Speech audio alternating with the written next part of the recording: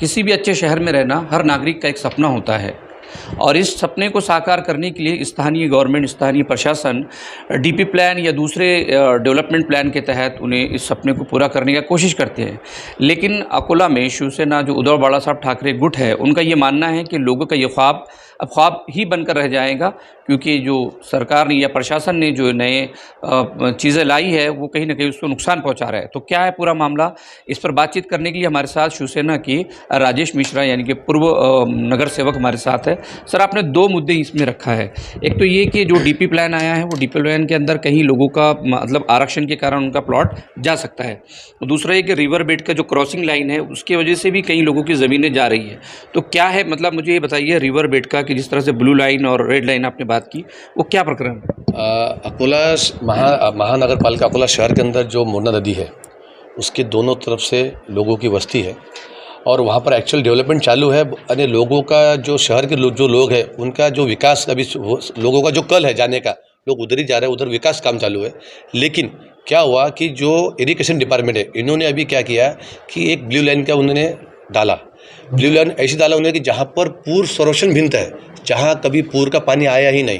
कौलखेड़ी के अंदर झाबाजी मंदिर है, अगर आप वहाँ जाके देखेंगे तो नदी से कम वो किलोमीटर के आसपास है और वहाँ पानी कभी आया नहीं। वहाँ आज के तारीख में नए नए लेआउट हो चुके हैं, लोगों का नया जो उनका सपनों का घर है वहाँ घर का निर्माण चालू है। उसके बावजूद उन्होंने सर्वे किया, केवल एक सॉफ्टवेयर का नाम लेके उन्होंने वहाँ बैठे घर ऑफिस बैठे उन्होंने लाइन खींच दिया। उसके कारण जो वहाँ के स्थानिक लोग हैं उनको आज भी पता नहीं है कि मेरा घर ब्लू लाइन में गया कि नहीं गया। ऐसे कितने लोग हो सकते हैं सर वहाँ पर? ये जो ब्लू लाइन है दोनों दिशा जो डाली हुई है उसके अंदर करीब मेरा जो अंदाजा है कम से कम 1 लाख लोग उससे प्रभावित होने वाले हैं। और जो शहर का विकास चालू था, जो डेवलपमेंट चालू था, 100% ये ब्लू लाइन के कारण, क्योंकि अब जो लेआउट है वहाँ नक्शा पास होने वाला नहीं है। उस माध्यम से इन्होंने ब्लू लाइन डाल दी है और लोगों का इसके अंदर आर्थिक बहुत बड़ा नुकसान है।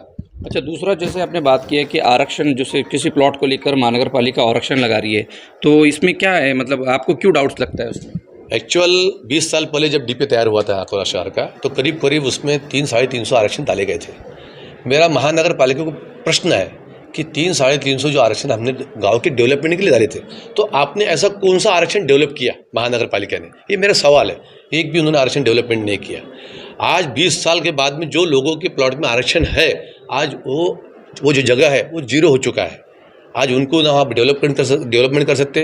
वो अगर समझ लो उन्होंने कोशिश किया, महानगर पालिका का अर्ज किया कि भाई 10 साल हो गए तो कम से कम अब हमारा ले लो, तो लेने तैयार नहीं है क्योंकि महानगर पालिका का पैसा नहीं है। उसके बावजूद अभी जो नया डीपी उन्होंने तैयार किए, एक्चुअल डीपी प्लान तैयार होना आवश्यक है, क्योंकि अगर शहर डेवलपमेंट होना है कि कहीं पार्किंग होना, कहीं पार्क होना, कहीं मार्केट होना, ऐसा एक्चुअल आवश्यकता है। लेकिन इन लोगों ने क्या किया कि स्पॉट पे गई नहीं, इन्होंने बैठ के जो इनका मैप रहता है उस पर बैठे इन्होंने आरक्षण कर दिए। मेरे पास में ऐसी कंप्लेंट है कि जहाँ पर 8,000 फुट प्लॉट है, पूरा एरिया डेवलप हो चुका है, जहाँ लेआउट हो चुका है वहाँ पर आरक्षण गिरता ही नहीं। अगर किसी का खुला खेत है या वो है तो वहाँ पर, या गवर्नमेंट जगह है तो वहाँ पर आरक्षण गिरता। लेकिन इन्होंने 8,000 जो फुट के प्लॉट है उस पर भी आरक्षण डाल दिए।